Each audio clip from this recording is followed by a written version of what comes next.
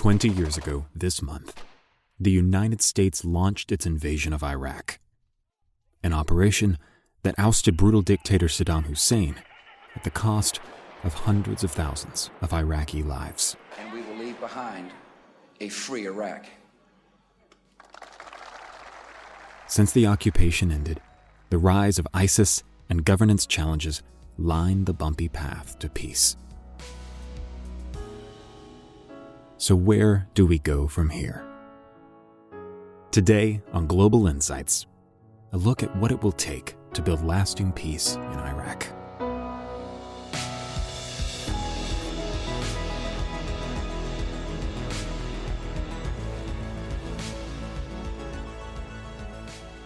Since January 2005, Iraq has held regular elections, there have been peaceful transfers of power, and its parliament, despite considerable divisions, serves a bigger role than just a mouthpiece.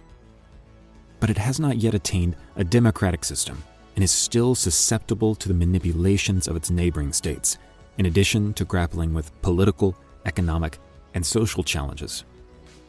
What are these challenges? And where is their hope for building peace, stability, and sustainable governance?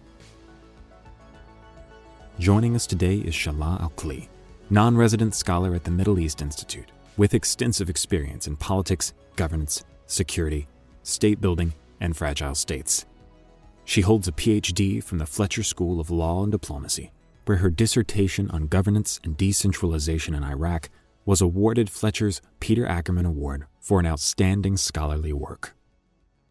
Moderating the discussion is Courtney Doggart, president of Network 2020.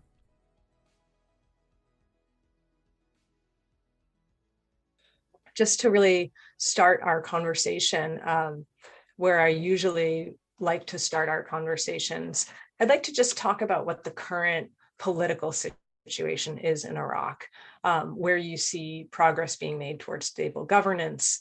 And what does the political situation in your mind say about the current status of democratization in Iraq? Thank you very much, Courtney, for the introduction, and thanks for this opportunity. Getting right into the subject, which is where are we now in Iraq, especially that I just moved recently back to Kurdistan and commuted heavily the last few months between Baghdad and Erbil. Despite all, at the surface, we see a chaotic process. We see many different players. We see that the state, whether on federal level or to some extent at the regional level, are struggling. But the bottom line of where Iraq is heading, I wouldn't say even cautiously, I am very optimistic for several reasons. If we go through the last 20 years in Iraq, we are, I would say, at the phase 3 or the development phase. At the very beginning, it was a transformation or post-conflict and then transformation. And now we are in development phase. I don't think any country in the world, whether it was stabilized, bordered by, for example, like US, by 2 oceans, not like us, we don't have Canada and Mexico. Our region is vital and volatile. But bottom line, I didn't see anywhere in any other experience that state building or democratization or transformation from such a dictatorship into an open society, open political process, that such a process is going to be linear or according to the theory or according exactly to the plan. We are dealing with a society, we are dealing with many players. We are dealing with regional hegemonies, regional interest, international communities, input. So the product that we are hoping for in Iraq, if we call it democratization or state building or stabilization or federalism, whatever you call it, that product is not easy to come together. And in general, 20 years at the age, like if we call it in terms of a generation age or age of people, it's not that a long time. Of course, if I talk as an Iraqi, at that time I was in Baghdad, our thinking was America will come and it has this magic wand, and the day and night, we're going to be like Japan, we're going to be like West Germany, look at Singapore, actually we're going to be like this or that. And because we had huge confidence on Iraq potential, we are educated society. We've been locked for 35 years, that's for sure. Government used to work either to us, if we are pro-government, or against us, never with us. So all these dynamics, we weren't, as Iraqi people, we weren't aware how much we've been locked and how much we missed out, even with the nearest country, like across the border, even at that time in Syria or Jordan, we were behind, but we were not aware how much work and what type of transformational issues and steps we needed in order to come to this point. Now, fast forward to 2023. I think the political elite, if we can call them, if we can use this term, in Baghdad, they realized that the windows of opportunities are closing. I would say the youth movement in 2019 was crucial, fundamental in changing the campus of the political elite. This doesn't mean that they suddenly denounce corruption or they don't get into political marketplace, even within government formation. That's not the point. The point that this youth movement in 2019 planted certain important homegrown seeds, whether related to political maturity or civicness or the direction of people. These planted seeds has a huge potential. They have a huge potential in terms of transforming Iraq of these 20 years into something else. Of course, the early election of October granted us some excellent results, but of course, with any new experience, I'm talking about these new forces that enter the Iraqi parliament, we need time. And I think Iraqi people in general, they realize that they need their own homegrown political power. All the powers that ruled Iraq in Baghdad specifically were kind of imported. Iraqis, but they've been in exile for more than 30 years. So there is a cut point between the 60s all the way to 2003 and all that. To sum up to sum up the whole context, I would say it's optimistic, it's running on the right track, but there are important obstacles in the way that I don't think, given all the challenges that we passed in Iraq the last few years, I don't think these challenges are bigger than the ones that we've been able to pass. So yes, I am optimistic, and I have a strong belief in what Iraqis have to offer, specifically in 2 or 3 elections from now. Thank you for that overview. While I would like to get into some of the obstacles that you mentioned, I thought it would be interesting to dig a little bit into what you were talking about with the youth movement, because I find that fascinating. And I'm really curious to hear from you what ingredients you think contributed to this generation being able to perhaps take the reins in such a way. What seeds had been planted, what structures or institutions or had been in place that helped to foster this civic engagement? This new generation, if I call it a new generation, the difference, of course, with our generation, they grew up in a country that's open. After 2003, that's the biggest important thing for Iraq. I grew up in an era where in 2004, I had a mobile phone. And that was in Syria, not in Iran. This generation, since 5 years old, since primary school, their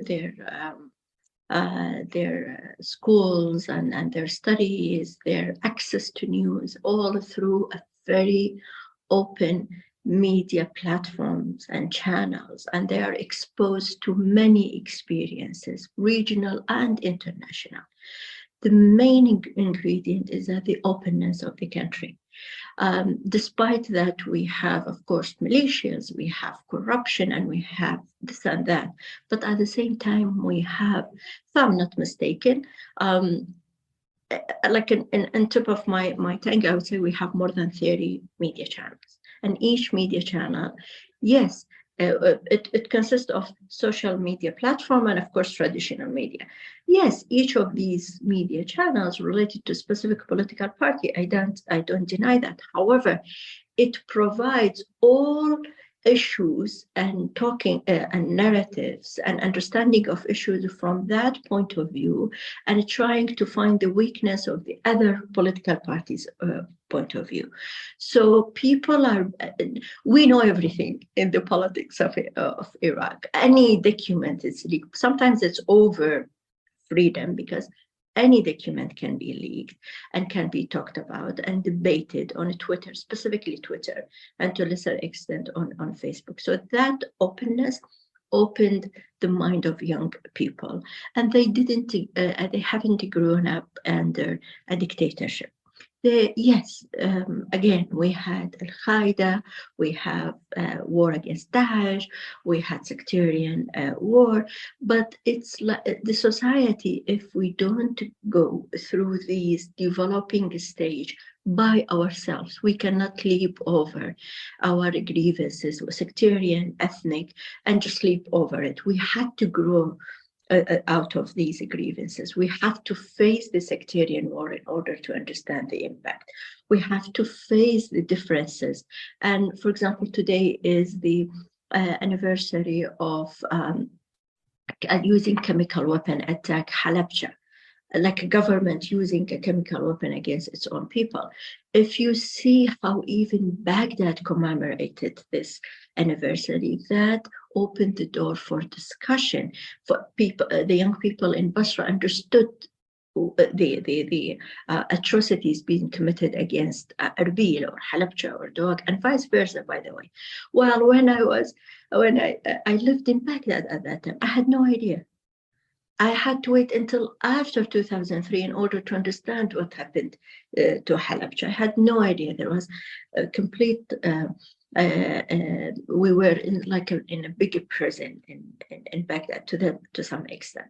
Now, the second important point is that this generation has a better education and, of course, exposure. Travel is open. I'm not saying these issues are accessible to every level of Iraqi society, but the majority of Iraqi society are middle class.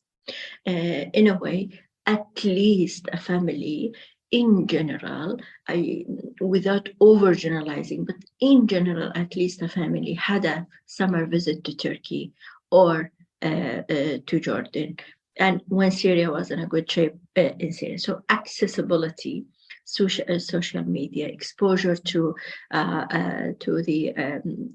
people experience. Of course, 2011 and what's been called or termed as Arab Spring has its own impact, because it shows how organization, how the youth, it empowered youth understanding of their own potential.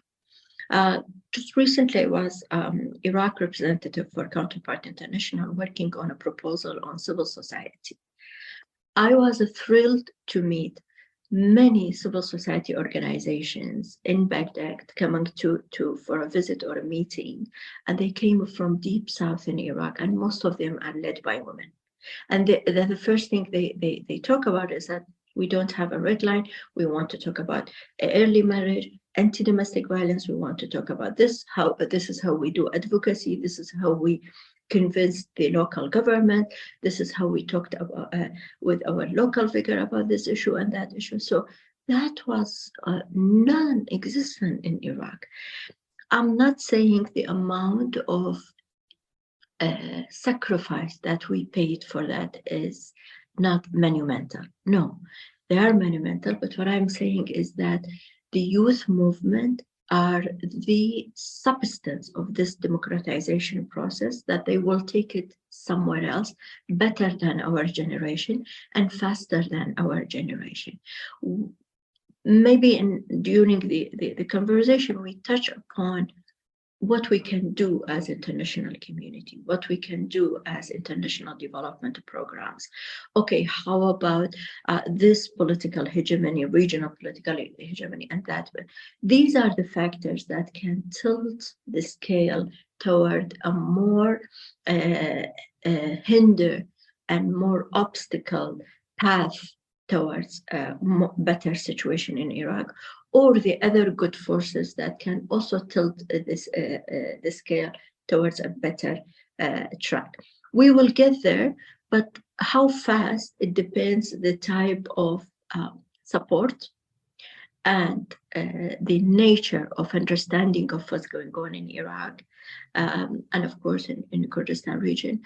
If we get that type of support, targeted support, I think it will be faster and better. If not, we will keep struggling a few more years until we get there. Thank you. And I do hope we can follow up on some of those points later on.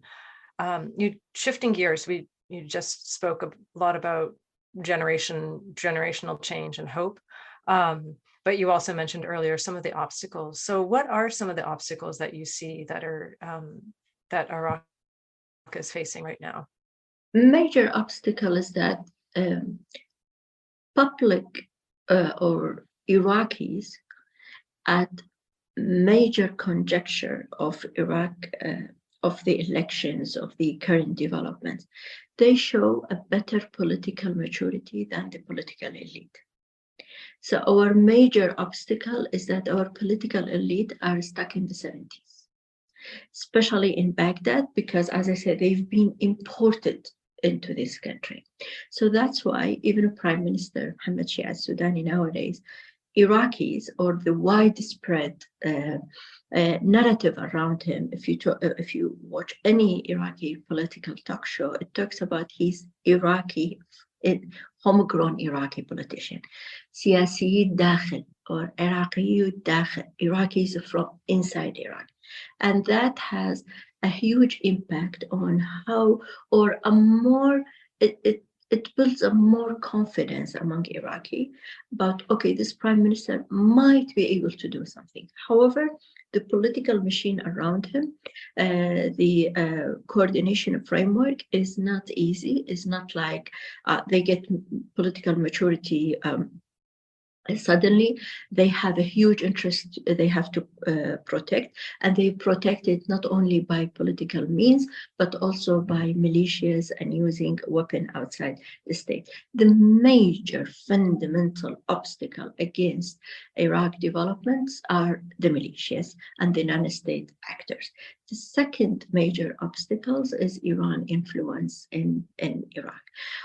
We saw just the last few months, once Iran got busy with its own internal issues, and once Iran's economy deteriorated further and further, and the regime realized that they really need to shift gears, you see that the government of Baghdad and Kurdistan region are coming into a better alignment and a more rapprochement approach about the budget law, about the hydrocarbon law, about the activation of Article 140. By the way, when I talk about these issues and all types of positive steps we are seeing all types of positive steps about these issues. This doesn't mean they will be solved tomorrow. There's no way, because Iran was able to create militarized proxies, military and political proxies. There are fundamental elements in Iraqi Council of Representatives who are proxies to Iranian agenda, but containing Iranian agenda, containing Iran within its own border, gave the space to breathe regionally, which is very important, and specifically in Iraq. If Iraqi political parties, especially the elites in Baghdad, and the Sunnis and the Shias, and also government in Kurdistan region, if specifically the political parties in Baghdad operate and maneuver political process with their own size without being inflated by a regional power, negotiation, understanding among Iraqis is attainable. But because of clientelism, because of inflated size, without constitutional support, by the way, and the recent elections showed clearly what are the tendencies of Iraqi people, though we had a huge voter absentees, but at the end of the day, the majority of the votes went to those political forces who have emerged from the Tishreen movement, the popular demonstrations in 2019, and also a Sadr movement, plus the Kurdistan Democratic Party in KDP in Kurdistan, and a new Sunni coalition. All these factions are heading, or in their rhetoric, in their political platform, they focus on service delivery, they focus on better situation for stabilization in Iraq, better relations between Baghdad and Kurdistan, they focus on development, they focus on prosperity. All other factions that focus on past grievances, focused on attacking this regional country or that regional country, or focus on sectarian rhetoric, they did not make it, though they were a huge power before. So Iraqi public or people of Iraq, they have better political maturity. So the obstacle is the gap between the political elite in Baghdad and the public, or the civicness.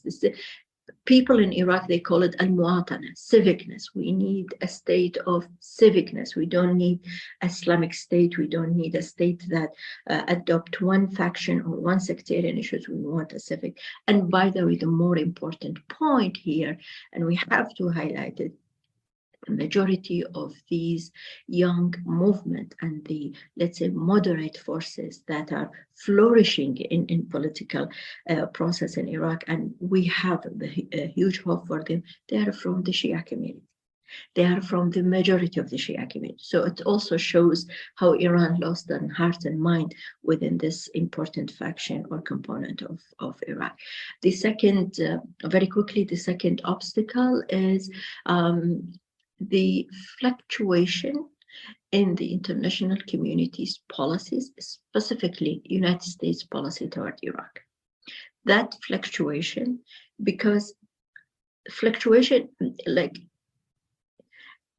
a country like Iran or a country like Turkey, at the end of the day, the taking a decision is within a very narrow circle, so it's faster.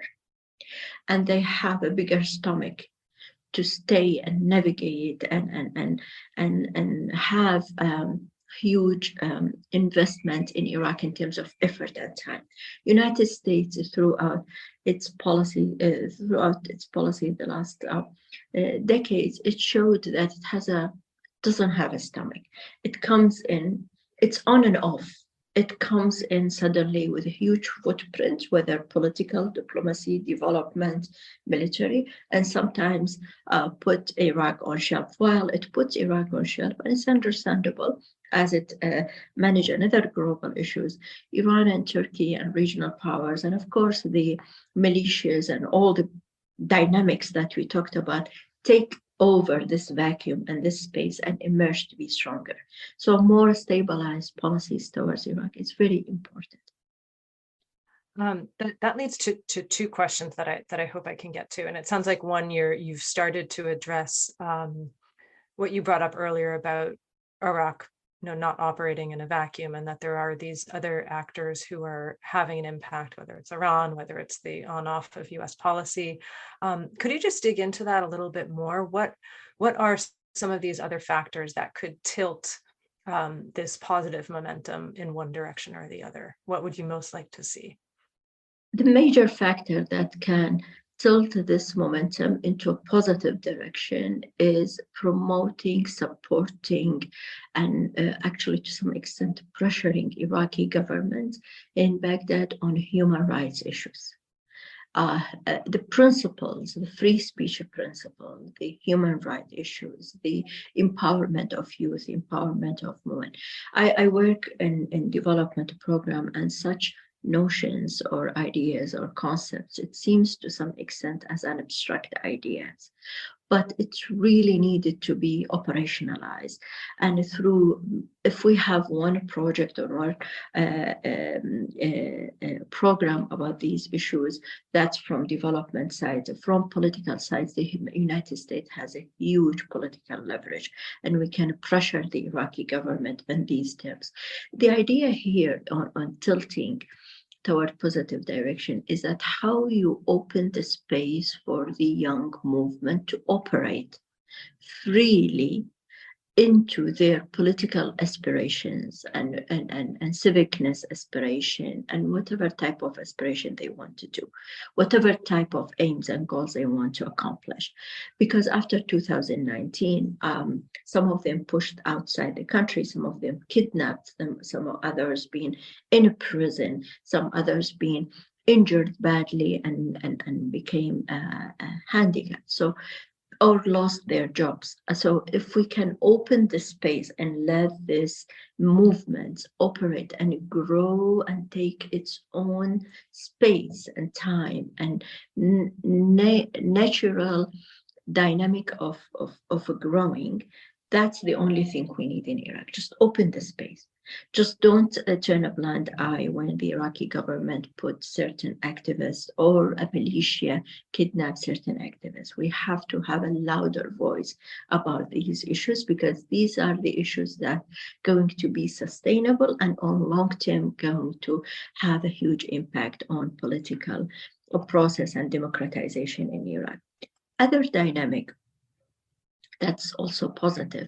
For example, the recent Iranian-Saudi deals that's been mediated or engineered by China. At the bottom line, of course, it would be better, it looked nicer, better for certain forces as such a deal, at least to be, to have United States to have a stake in it or say in it, because it helps also the youth movement. However, the mere fact that Iran, and that's also through very positive American policy towards, like effective American policy towards Iran, since actually I would say 7 years, 8 years, including the Biden administration, these effective policies came to fruition nowadays. Iran is really busy, and it really needs to listen to its own people and be busy within its own border. And this situation, as I said at the beginning, created a space to breathe for everyone, and specifically in Iraq. So that open space, as I said, if we can continue, let the Iranian regime addressing the Iranian people aspiration, demands, and the Iranian people are people who have deep civilization, and their voices need to be heard.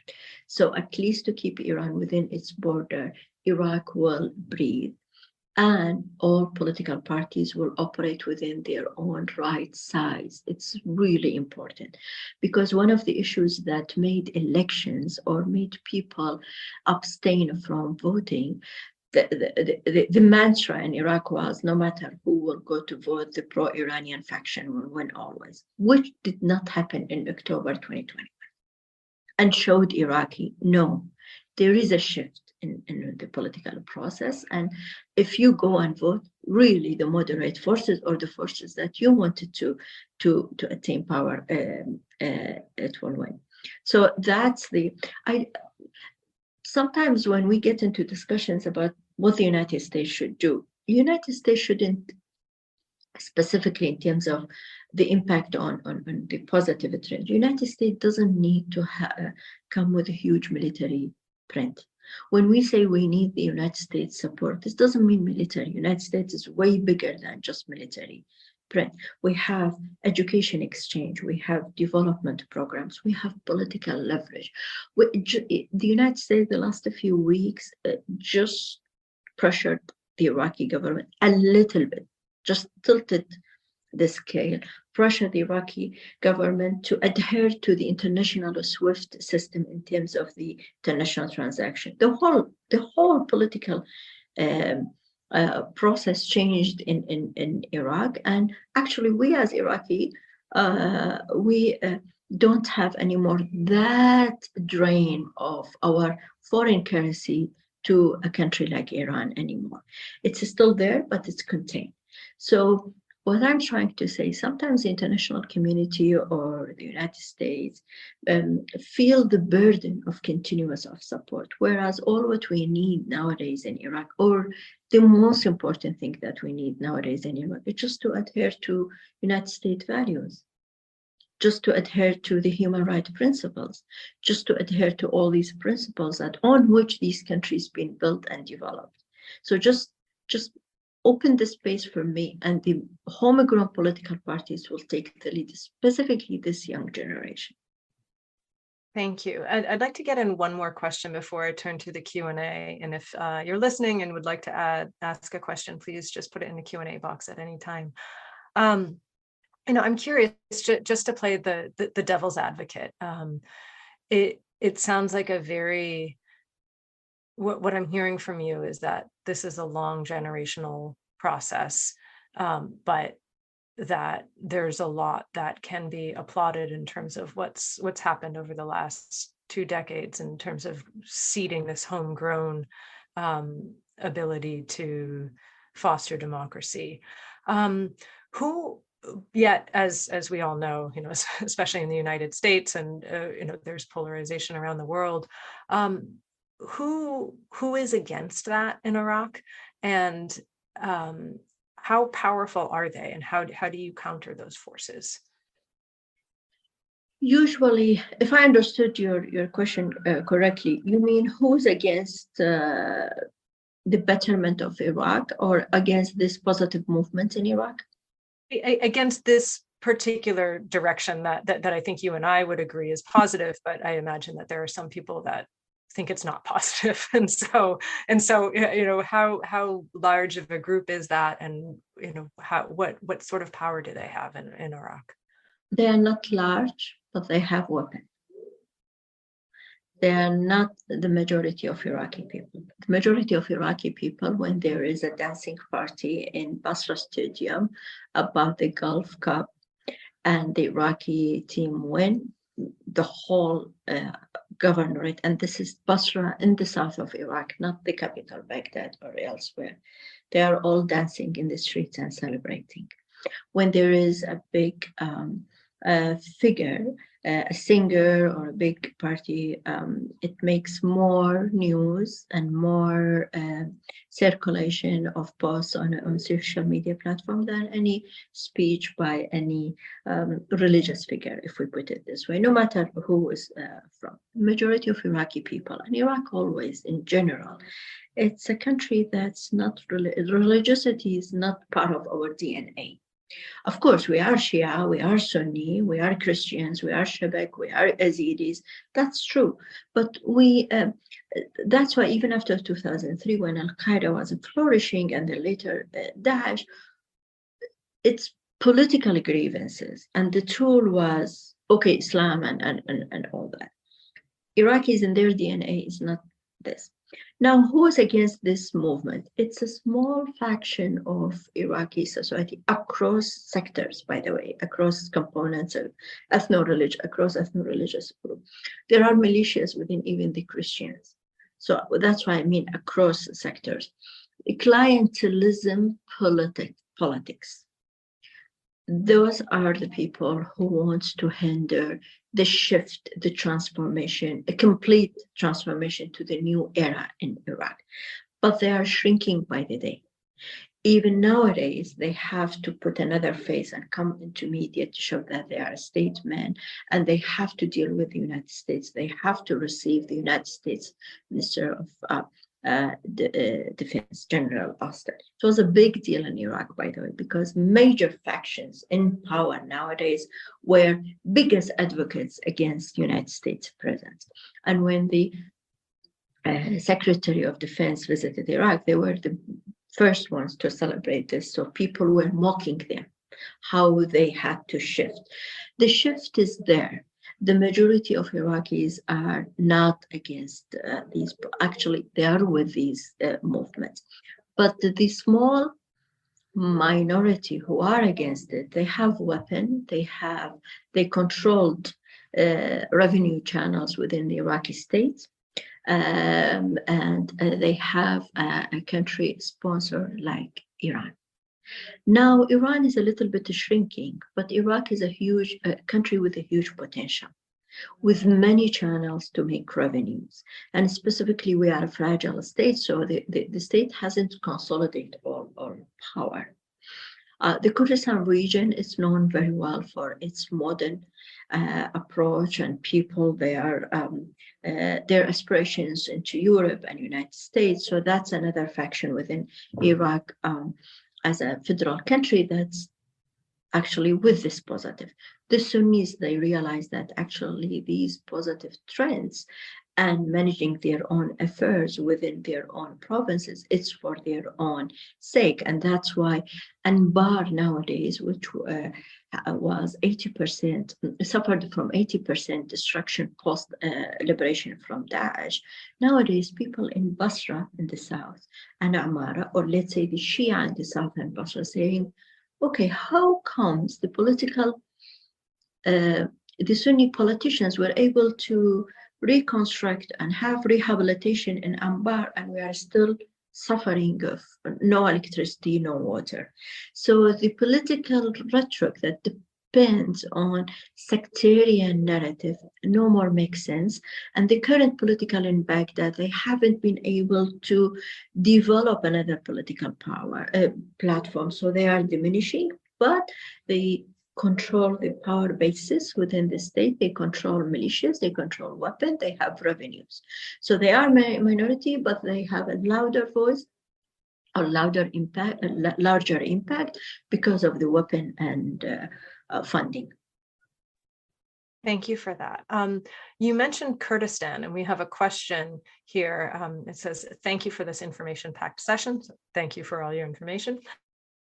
How does Kurdistan function within Iraq, and why is there a need for its independence, and whether Kurdistan could peacefully become independent when considering Iraq's peaceful future? So and then the questioner sums it up. What do you think about a peaceful future for Iraq, and does that include an independent Kurdistan?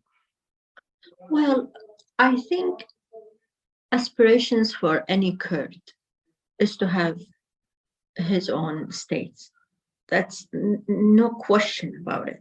Even President Barham Saleh at that time, when he was against the referendum that happened in 2017, he voted for the referendum. He voted for yes. So that aspiration, you cannot deny people of having aspirations towards having their own independence. Within the long term, what I see, even the mechanisms that are in place in the Iraqi constitution, the mechanisms that the Iraqi government nowadays, and that's why I'm saying when Iran is being contained, Iraqi political parties, they don't have these huge kind of obstacles in terms of coming into some sort of compromises. Long term, I see Iraq as a confederation more than as a federal country. And that confederation actually not only about Kurdistan, is about the Sunnis as well, and to some extent Basra. So on long term, and by long term, at least 15 years or 4 or 5 elections from now, we are going to see a confederation in Iraq, or that's how I see it's heading. Nowadays, Kurdistan, it's really a place, and of course I can't deny I'm biased to what I'm seeing here, but if I try to take all the cloud on my opinion, if I compare it to what's going on in Baghdad, in Kurdistan, I have more than 4 universities who are 2 of them recently accredited international-wise, teaching English and teach not only political science and all that, actually teaches more, let's say, vocational-oriented education, which is the most important needs for the youth involvement in the economy in Kurdistan. What I see in Kurdistan, there is an innovation center just recently opened. Any young, if they are a group on one person, they have an innovative ideas, the government of Kurdistan try to help through loans. There is the data information center and digitalization strategy. See, the government in Kurdistan talks about this digitalization strategy. By 2025, we want to be like any Gulf state, completely digitalized. You don't see the government in Baghdad talks in these concepts. It is still behind because, and lacking behind. They have a huge potential, and Baghdad a huge, even within skill and education and young people. However, because they are bogged down by militias and pro-Iranian agenda and sending missiles to Abu Dhabi or to Erbil, and they are busy, what I call it, they're still busy with the politics of 60s and 70s. Thank God in Kurdistan, and by the way, in Kurdistan, we have also our political problems, frictions, but that's the way it should be. I mean, that's the way democratization evolved, get mature, and there are boycotting, there are a fierce political competition because there is an upcoming election in Kurdistan region. I'm not trying, I hope I'm not trying this situation big that in Kurdistan, like all pink and we are happily lived after. No, but what I'm saying, the major concept, and because my major and my work is governance, when I look at the recent programs in terms of governance, the recent notions of what we want to implement in governance programs, as for example, a USAID program or as a EU program, I see the government in Kurdistan, they talk about these nuanced notion. They try to adhere to it. Still, they have a long way to go, but they started. There is investment. There is export from Kurdistan, from agriculture products. And recently, they teamed up with the UAE in order to export agricultural products from Kurdistan, and from UAE help us to throughout the world. So we are trying to wiggle in Kurdistan and find rooms for this political entity to develop into more stage. And I think the next stage is not going to leap over directly to independence, but I think in 10, 15 years, Iraq is heading toward confederation. And I don't think this will be it's something that's rejected completely in the region, because Yemen is heading towards that. Syria already, there are several political entities emerging towards that. If we look a little bit further, Libya is heading toward that. So this notion of federalism or confederation, it's become the reality, the de facto solution that demography, geography, all the conflicts brought people in the region to understand that actually we keep the map together, we are not divided, and so on and so forth. That's interesting. I'm going to just jump off that point with a question that we have, where someone asks, would a scheme of nested autonomy for the Kurdish regions in Turkey, Iraq, Syria, and Iran that would permit free movement within but maintain the borders of very jealous states, each one of which possess a piece of Kurdistan? So could you eventually see in this sort of confederative, I mean, obviously not all the countries that you mentioned are headed in that direction, but could that one day be a vision where there's autonomous regions and then free movement within them among countries? The free movement in general, even under Saddam's dictatorship, I wouldn't say completely free, it's there. Half of my tribe are from this side of the border, and the other half is the other side, especially with Iran, Kurdistan, Iran, and Kurdistan, Iran. So it's a very, very interesting question. And it's a question that nowadays I'm in Erbil and see what's going on around me. I see some glimpses of this notion emerging. However, we cannot deny the sphere of influence and power, because you cannot, and you cannot deny that each political movement from each part of Kurdistan is influenced by specific trend in politics, because the enemy for the Kurdistan Iraq is sometimes different from the enemy of the Kurdistan in Iran. But at the end of the day, that's the final direction. However, there are some factions that out of necessity, and that again comes to international community and United States, and specifically France and Germany, how they look into these issues. I'm not sure Turkey is, especially within the recent unfortunate events in Turkey, even before that, Turkey is completely against such an implicit autonomy. I think the major obstacles are Syria and Iran. Syria almost there, because I worked on Northeast Syria, and there are several institutional movements or developments that happening there in terms of governance, in terms of government, in terms of managing service delivery. However, because every 2 months we have a threat from Erdogan that he will get in, things get on hold, and then we move forward again. I would think it's a very interesting and applicable solution. But if you ask me the major obstacle, I would right away say the regime in Iran. Turkey is different because trade and economy has its own impact on Turkey. If we secure their interest in terms of trade and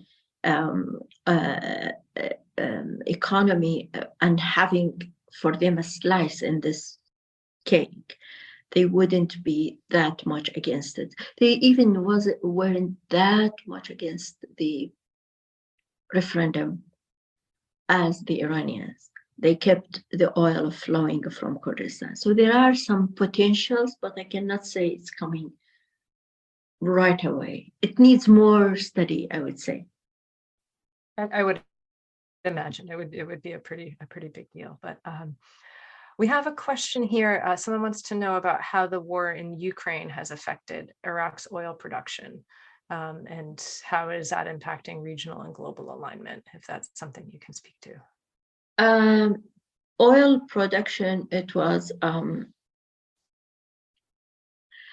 the war in Ukraine empowered or shed more light on potential of Kurdistan region. And that created a kind of a concern within Baghdad. So that paved the way for more positive movement or approach by government in Baghdad toward Kurdistan. Because Kurdistan is they have a huge potential for gas, and also in Iraq there's a huge potential for gas. And Iraq, they have 3 major fields: one on Iranian border in Diyala to the east, one on Jordanian border in Anbar to the west, and one deep in the south. This is in addition to the huge potential for gas potential in Kurdistan. During this, imagine that Iran was caught red-handed supporting Russia with drones, which made for the first time the European countries, specifically France and Germany, understand the nature and the depth of Iranian weapon development and the extent to which they can go. So that created a new realization among, let's put it this way, European power, which made Baghdad understand that it doesn't need, or the major moderate faction within this government, because the militias are still there, to understand that they cannot scapegoat themselves for Iran.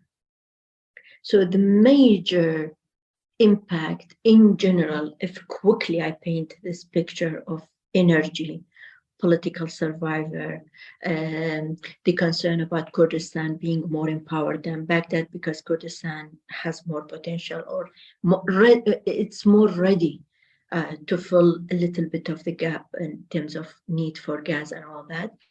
This created a space for Baghdad government to have a realignment Now it looks good for Shia politicians, starting with the Prime Minister Shahla Al-Sudani, to talk about rapprochement or development programs with Jordan and Saudi Arabia and Emirates. It looks good, better, more acceptable among Iraqis than talk about Iran. And that's a huge shift, huge shift.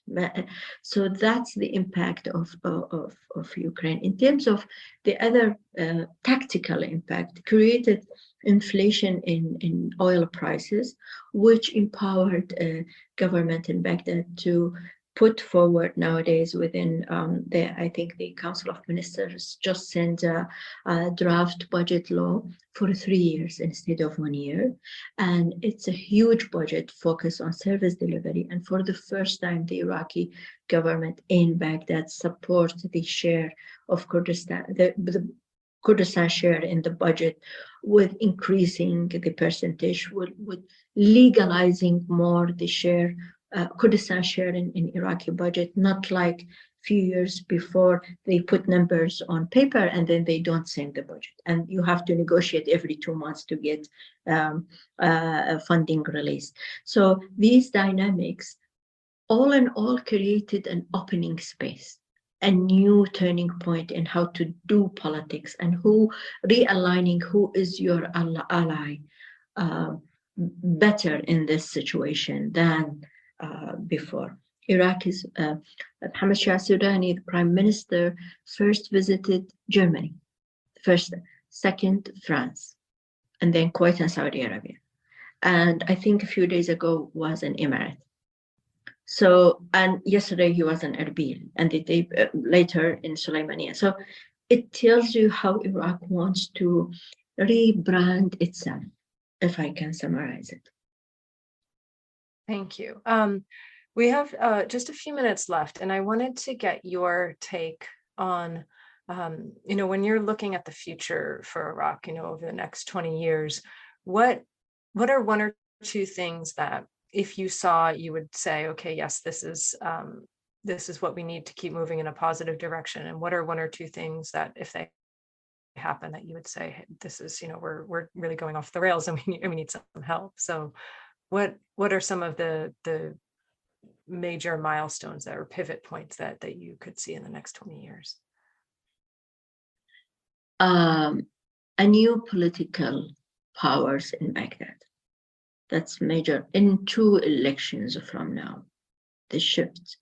If I understood your question, in a few years from now, what are the major milestones that I'm looking for, correct? Yes, either positive or that would be, on the negative side. Mm-hmm. The positive thing is to see homegrown political parties in Iraqi Council of Representatives and in the Council of Ministers. And the milestone that I'm expecting for that is to see better political representations with this older generation being marginalized or faded away from the political scene, gave the way for more young people to take lead, regardless of political, ethno-religious background. Better political representation for ethno-religious communities, because these are the communities that are the glue and preserve the religious pluralism in Iraq. Iraq always, when you say Iraq, you cannot minimize Iraq into Sunnism and Shiism. Iraq always was a cradle for the oldest types of religion, and we need to keep it. And I think after Daesh atrocities, we realized the importance of these communities. The positive point, the negative point that's happening nowadays, there is hijacking of their political representations at the Iraqi parliament because the quota system, and these are easy seats. So some of these seats are over taken by militias, by the way. A Christian person who doesn't have any constituency among the Christian population, but related to the militia, so he is there representing the Christians. So my point is that better representation for the ethno-religious community, that will keep the glue, and better federal institutions, working federal institutions in Iraq, because it's very important, not only for the Kurds, for the Sunnis as well, and in addition to the Shia. Because in Iraq, and I worked heavily on decentralization in Iraq, local governments in Iraq, they need these federal institutions to be active and working. And I talked to governors in Basra and Wasat and Imara, and these are governors supposed the government in Baghdad representing them, but they don't see Baghdad as helping them in order to pave a street or bring electricity to a village. And demographic changes in Iraq need de facto decentralization and, of course, better implementation of federalism. The worst case scenario, or the thing that it will tilt, is instead of in a few years from now containing the militias, Iran will resort, in order to survive in the region, to empower its militia in Iraq. That's my major concern. Well, let's hope for the former. On that note, Shahla, you've been amazing. I mean, this has just been, I think, a really incredible and enlightening conversation. Thank you so much for the work you do. I really enjoyed hearing about these real genuine the real genuine hope in Iraq, and so I hope it goes toward the positive, as you so well laid out. So thank you so much for your time today. I really appreciate it. Thank you so much for the opportunity. For more insight and analysis on global issues, and to learn more about how you can join our community, visit us at network2020.org.